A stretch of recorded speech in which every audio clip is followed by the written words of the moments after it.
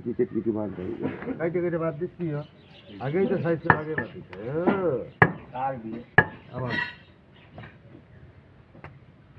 তোর শুনি দরকার নেই তুই আর শুনবি তোর সাথে কোনো সম্পর্ক নেই দিলে দিলে 30,000 টাকা বিয়ে দেবে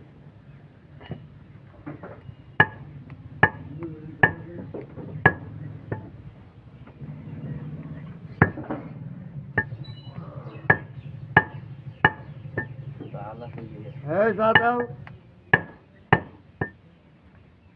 পলাই যা হিন্দু নাই পলাই দাও ঠিক আছে